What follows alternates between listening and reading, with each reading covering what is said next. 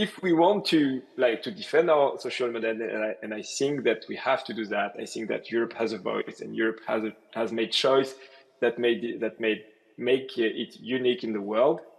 Then we have to want to prevail, and I insist on the fact that we have to want to prevail, not to dominate the others, but just to defend. And so if we want to prevail, then we have to be in the competition. If we are not into the competition, then we will be on the table, on the menu, and not at the table of people that are defining the future. I guess we have to learn from history. We have to be confident in ourselves more than we are today. We have to think that we can prevail, and we have to think that if we will prevail, if we can defend our values, it's going to be better for the whole world.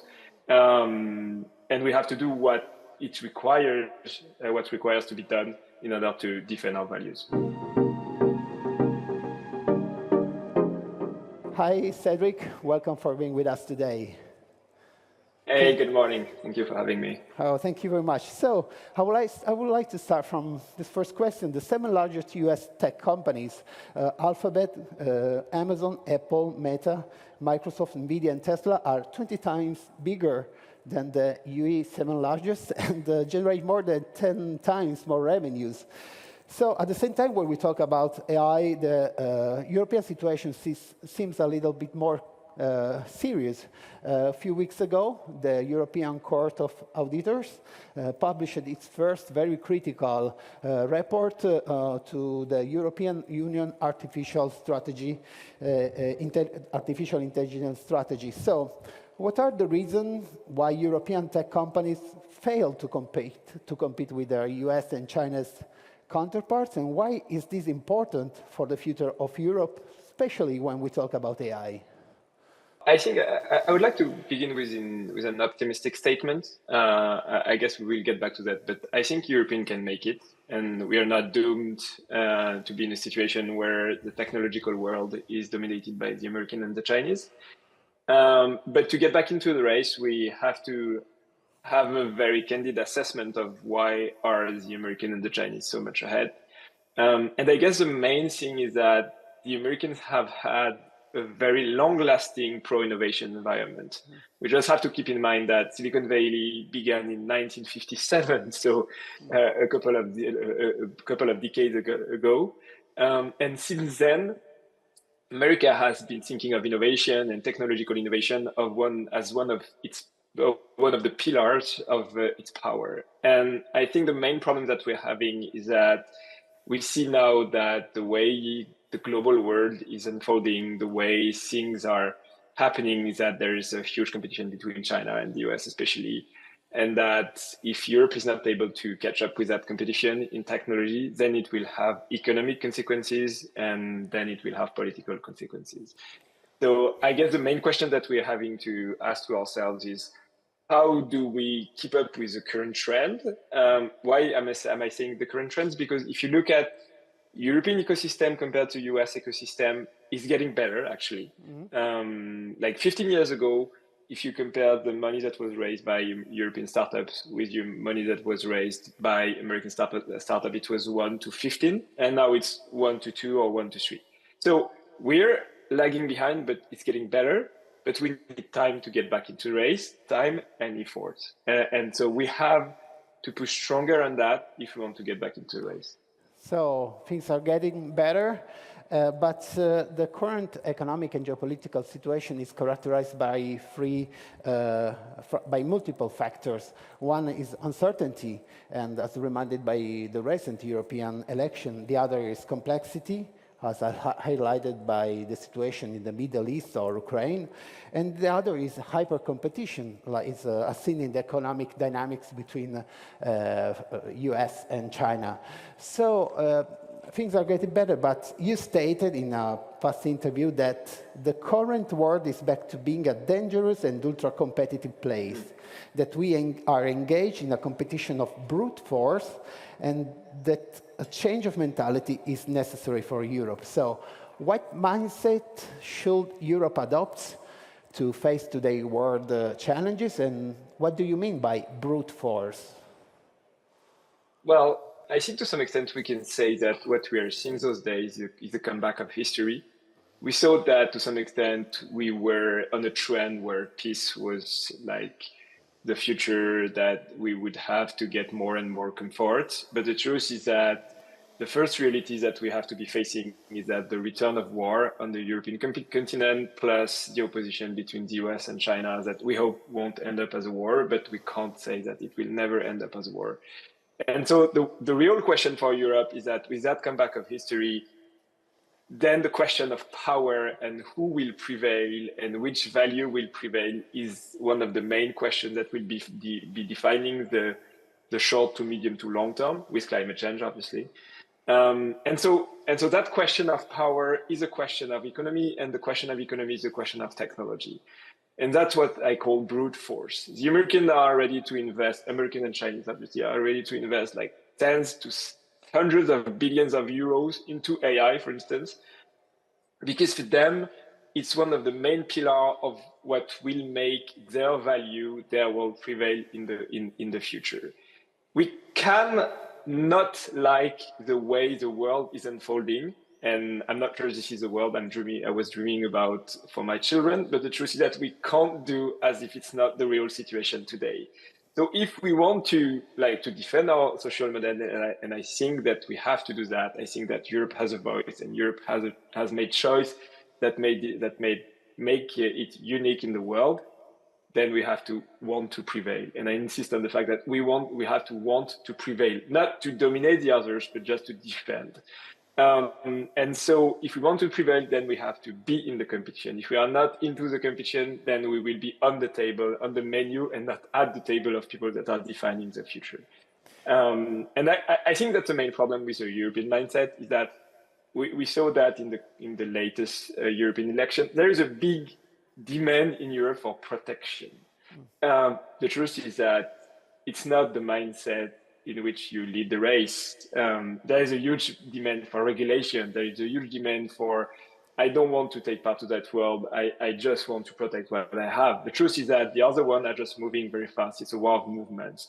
So we have to be aware of that. We have to know that we have the assets, but if we think only in terms of protection and not in terms of ambition, then it's like the ligne Maginot Line in the Second World War in France. It did not protect France from being invaded by Germany, because Germany was on the move and France was on defense. So I guess we have to learn from history. We have to be confident in ourselves more than we are today. We have to think that we can prevail, and we have to think that if we will prevail, if we can defend our value, it's going to be better for the whole world. And we have to do what requires to be done in order to defend our values. Maybe we need to work to build a context, an ecosystem for competition, European competition more than competition. And a few days ago, Mistral announced a new funding round of 600 million euros, and in just over a year, Mistral it has raised 1.2 billion euros. So it's its valuation has reached 6 billion. So it's a very good results. And this is a sign of confidence and interest from the markets. So Europe is not in such bad shape, I would say. And so are we capable of creating champions that can compete with the American Chinese giants in artificial intelligence? Yes, we are. I guess I have two comments. The fact that Mistral has been raising 1.2 billion in only a year is great, but it's not the result. I mean, it's not the end of the journey. What we want to do, what Mistral want to do, what all European entrepreneurs should be wanting to do, is that we want to build big techs here. And so there's a long journey between 6 billion valuation, which is already pretty good, to the valuation of Google or Apple or Microsoft. But we have to want to do that, because we are Europeans. We are as talented as the other. We are as gifted as the other, maybe more gifted than the others. So there's no reason why we could not be able to achieve that. I was saying that the truth is that the current European situation, as soon as it comes to tech, is getting better. but we have to get to the next stage. And for that, I think there are a few prerequisites, which are that first we have to think as European. Mistral does not think itself as a French company, but as a European-based company wanting to be a global company. There are already people working for Mistral in London. There are people working for Mistral in San Francisco. We have only something like 50 to 60% of people that are French into the company. And so that I think what we want to do. And second, as soon as it comes to the European decision makers, I think the real question is, how can we design an environment that allow the European researchers, European entrepreneurs to grow here, to stay here, to build their company here, and to build superpower here? I think this is the main issues. Everything is about talent. And in Europe, we have a lot of talent. Yeah, there are Italian talent, there are French talent, there are German talent. All over Europe, there are a lot of talent. By the way, we have been used to pay for the training of their talent because we have public education in Europe. So we pay a lot of money to train the best talent in the world. Then we export them to the US to fuel the US growth. If you look at people that have been creating American startups like Anthropic, for instance, or that are working on AI in the big techs, they are, I mean, I don't know, 50% of them are European. Like it's a nonsense. It's super great that there are a lot of people traveling, making company abroad. But the truth is that if we're able to keep those talent here, if we're able to design the environment here that help them grow their company here, then we're going to be successful and not less successful than the others. But we have to think, how can we help them grow their company here? And I would like there is a link between what you are just said and my next question, because during one of the main topics during the last election, European election, was the relationship between national and European sovereignties. Why it is important to talk about digital sovereignty today, and what is the role of cultural aspect in this global challenge? So, because I think that it's really connected to the ability to retain our talents. Yeah, I guess there are a few ways to answer your question. First, on the digital sovereignty, if you look at your day-to-day infrastructure, day-to-day digital infrastructure, the phones are not European, the operating systems are not European, the search engines are not European, the online retail is not European, cars are less and less European, blah, blah, blah.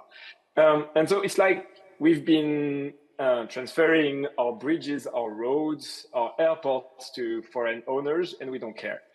So at the end of the day, the fact that we are not sovereign on technology is a political problem. We don't have the autonomy of choice because to some extent we depend on day-to-day infrastructure on foreign things. And I think there's the same parallel in culture. If you take, for instance, large language models, those models that you can talk with in natural language are something that are like intermediating your relations to the culture and to the information world. And so if we consider that in 5 years to 10 years from now, every one of us is going to have a personal assistant, and we will use them to get to the news, to book train tickets, then it's not insignificant what is the cultural substrate on which those models are built. For instance, if you ask, what do you think of the war in Middle East, of what do you think about Russia, of what do you think about that or that political questions? But if the model is only an American, there are only American models available. If we can't shape those models in an Italian culture frame, or in a French culture frame, or a Finnish culture frame, then the answer that we will get will be an American culture answer. And we don't want the world to be a single world. We don't want the culture to be a single culture. We want to defend our culture. The European culture is different from the American culture. The French culture is different from the Italian culture. And the culture from, I don't know, the north of Italy is different from the culture of south of Italy. And all of them are equal. So we want to defend them. So we need to keep the hand, and we need to master those technologies because there are economic consequences, but there are also cultural consequences in the fact that we could be kicked out of the race. Okay, you've been one of the founder of En Marche now, and France is going to election by the end of this month. I would like to ask, I think that this European question is really connected to what will happen in France and Germany. So building a true capital markets union has been one of the, has been on the European agenda since 2015. And Enrico Letta, in April, in his report to the European Union, asked for a saving and investment union to mobilize European private saving and also attract additional resources from abroad. The French finance minister Bruno Le Maire himself has expressed his favor many times, and there has been rapprochement between the economic ministers of Paris and Berlin on this issue. So, is this the right path, and can the electoral defeat of the Macron and Scholz government and the advance of the right wing in Europe be an obstacle to this path? Well, I don't want to make politics here, and I quit politics 2 years ago. So I'm just gonna give an answer from an entrepreneurial point of view. There are two things that I want to say. The first thing is that it makes no sense to think of the future of European technology as a national future. So there's not going to be any future if we don't think as European. Obviously, there are small differences between the French entrepreneur and the Italian entrepreneur, and I'm not even sure this is true. But the thing is that as soon as it comes to the market, as soon as it comes to the funding, we have to think as Europeans. There will be no future out of Europe. The second thing is that the question that we were mentioning, which has been quoted into Enrico Letta's report, which is about capital market, single capital market, seems to be pretty technical, but it's definitely not technical. I mean, there won't be any European Google or European Apple or European Microsoft if we don't do that. Why? Because if you think of what is innovation and what makes innovation, there's three things pretty quickly. The first thing is the market. So we have to have a bigger market. The second thing is talent, but we have talent in Europe. We need more, but we have talent in Europe. And the last thing in which we are really lagging behind is funding. We don't have enough money in Europe to invest into our future. Mistral raised something like 1.2 billion euros, as you were mentioning. The truth is that 80% of that money is American money. We wanted to have more European fund. We wanted to have more European money. We wanted to, if we are successful, we wanted to give back more to Europe. But the truth is that there is no European fund that is able to fund Mistral. There was only no answers to when we were reaching out to European VCs. And the truth is that behind that technical proposal of single capital market, there is the possibility for Europe to have a deeper, more competitive financing market for startups, but not only for startups, for something like climate change, European SMEs and things like that. So we need more money, we need more European money if we want to build our own future. And two more questions. The first one is related to an article which Reid Hoffman, the founder of LinkedIn, wrote on Economist a few days ago. And in this article, he emphasized how the rule of law is an essential part for the prosperity of American business and investors. And at the same time, he advances some concern about the upcoming US election between Biden and Trump in November, with respect to the growing number of American businesses and financial leaders, including those in tech, who are funding Trump's campaign, despite his frequent opposition to the rule of law. Do you agree with this view, and what impact will US election have on the new European balance, in your opinion? And lastly, in this international context, don't you think that the regulatory framework of the AI Act could be an advantage for Europe? Oh, so a lot of questions into a single question. Very, very quickly, so Reid Hoffman is a friend, and I think he's 100% right. I see in the current French election how, to some extent, your entrepreneurs could tend to think, okay, it's none of my business. It's not my problem. I have to adapt to whatever the power is. The truth is that it matters at the end of the day. The truth is that rule of law is essential, it's crucial if you want to have a stable entrepreneurial and ecosystem. So it's your business. You have to care about that. You have to think of what you want the world and the environment in which you grow your company be. Just to mention that without immigration, there's not going to be any European tech ecosystem thriving. The Americans have built their superpower on foreign immigration, foreign money. So we need foreign immigration, we need foreign money if we want to be able to catch up with the Americans, because we need to buy talents. And we need, like, if you look at, for instance, American startups, there, I think 30%, 40% of them are built by foreigners, and not only by rich foreigners, rich AI scientists and things like that, by the son of foreigners that came into the US. So just to mention that, by the way. Not to spend too long on my answer, to get back to the AI Act, well, there was a lot of debate, and I was part of those debates, and I already said what I was thinking about that. The truth is that, okay, there was debate, now it's here, so we have to cope with that. It's not the one that the AI ecosystem has been dreaming about, but it's okay enough to grow companies in Europe. It's creating, you're right, a framework, so at least we know the framework in which we will be evolving, which is not the case in the US, for instance. So let's take that, but the main thing is okay, now we have that, how do we build a super ecosystem? Let's focus 100% of our energy on that, and not on the rest. One last thing I'm very curious of. Although you are only 42 years old, you have 4 children and great professional experience and great skills. But yet you decided to resume your studies. Can you tell our audience what you have resumed studying at Leuven, and especially why? Well, you're right. So I stepped down from the ministerial government position in May 2022. I did not want to stay as a politician, and I did not think of myself as a politician, and I wanted to get back to the private sector.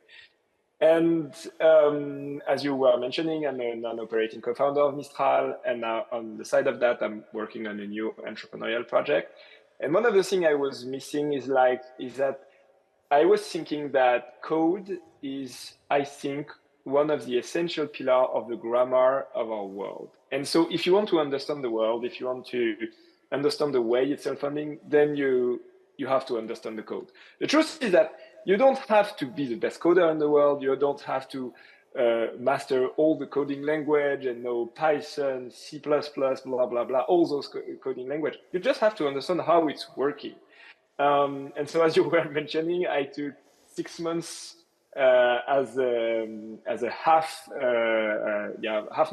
my time was dedicated to learning code at a coding school which is called Le Wagon in France. So it was pretty demanding because it was something like 2 to 3 hours a day on top of having 4 children, especially 2 young twins that are only 1 year old, plus starting Mistral with Arthur, Guillaume, and Timothy. But so, okay, it was demanding, but I did not lose my time. I don't see myself as a coder now. I won't be a professional software engineer, not at all. But at least I know the basics and I can understand a lot of things as soon as it comes to code. And I think this is really important. And I would advise anybody who can do that to take that time. It's demanding, but it's worth. Thank you, Cédric. I totally agree with you. It's very important that we continue to study and to improve our skills. So thank you very much, Cédric, for being with us today. Thank you.